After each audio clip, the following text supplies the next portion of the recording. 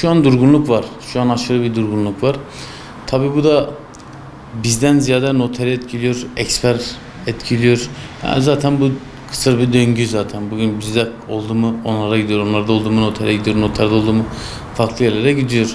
Yani önceden ayda bir 10 tane araba çıkarıyorsa şu an 2-3 tane araba ancak çıkarabiliyoruz. Bunun sebebi de milletin parasının geneli hep bankalarda. Şu an yani piyasada nakit para yok. Piyasa şişik zaten. Millet, insanlarımız da tabii korkuyor bir şeylere para yatırmaya etmeye.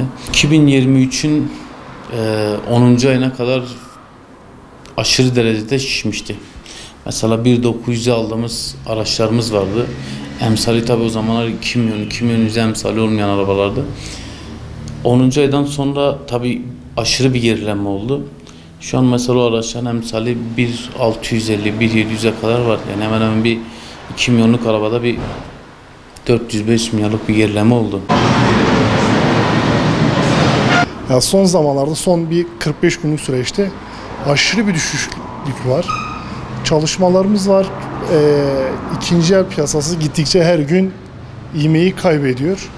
Bu oranla yani baktığımız zaman bankaların yüksek oranlı çalışması, halkın aracı artık bir yatırımdan çok farklı yönlere yönelmesi gittikçe düşüyor. Ağrı'da 5 günlük süreçte çalışıyoruz. Mesela çevre illerde, Ağrı için konuşuyorum, çevre illerde Van'da ve Erzurum'da hafta sonu nöbetçi noter var. Ağrı'dan nöbetçi noter yok.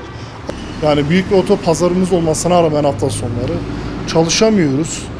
Taleplerimiz oldu. Bir aylık bir süreçte, ilk nöbetçi noter açıldığı sürede bir aylık bir süreçte çok güzel bir çalışmalar vardı. Ondan sonra durduruldu. Nöbetçi noter çalışması istiyoruz yani bu konuda Ağrı için. Piyasayı bizi etkiliyor. Yani kendimizi tam gösteremiyoruz. Tabii ki ikinci elde ekspertiz olarak biz yani 45 gün öncesinde 10-15 araç yaparken şu an günde 4-5 araç yapıyoruz.